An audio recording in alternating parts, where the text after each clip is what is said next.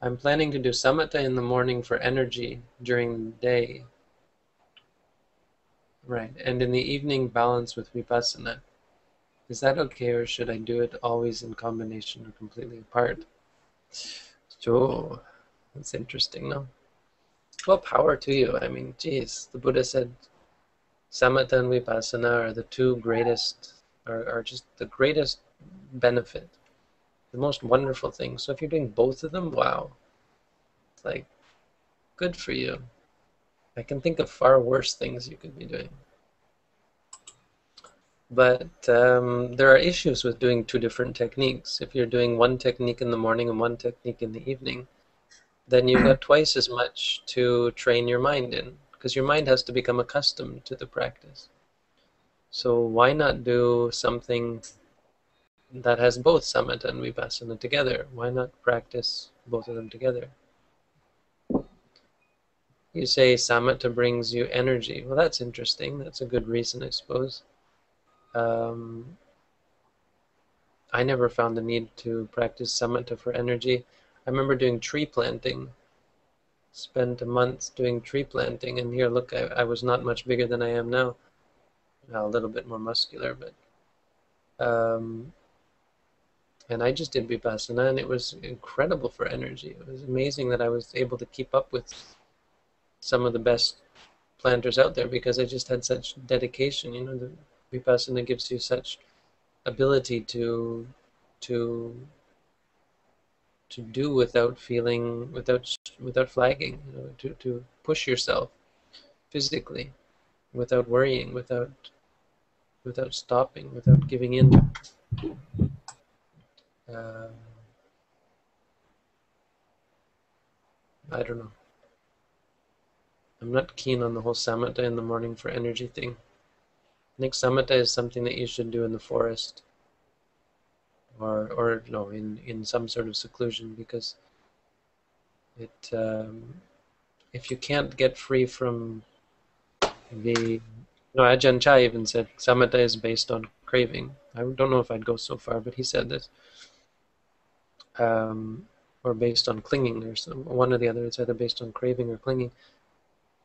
If you're only practicing it for energy, well, then it might actually be detrimental because it'll create a sort of um, addiction to it almost. If you don't get into the jhanas where you're free from that. Um, and, you know, even if you do, there is an argument to be made for it.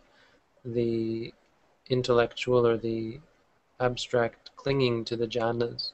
When you come out of them, then your craving comes back. You can actually crave for them, or become addicted, or even give rise to views. I would say vipassana is much more of much more potential value to someone who has to go to work, someone who's not a monk, because it relates directly to your experience. Samatha is an escape from your experience. I think that's valid. Anybody? Anybody else? Who's here? Owen disappeared. Yeah, I started off meditating, doing samatha, and then I moved over to insight meditation later. I think they both have their benefits. I mean, I don't do samatha at the moment, but it can be very good for quieting down the mind, you know, samatha, giving you a kind of calmness which you can build on.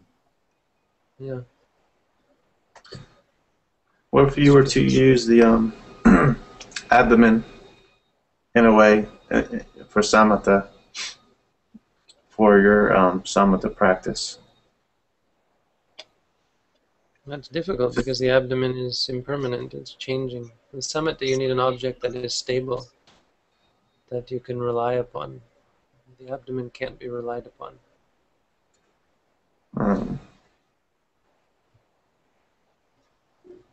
If you do some samatha, it's not really bad. The bigger problem, I think, is with having two techniques. For me, it seems too much trouble. See, we always want to make things more complicated than they need be. So having two different meditation techniques, think of what that's doing to your poor brain that has to now grapple with two different modes of mental behavior. Maybe that's unfair because it's actually maybe good for the brain to have to work out. But if you're working, if you have to work during the day, it just seems better to keep it simple.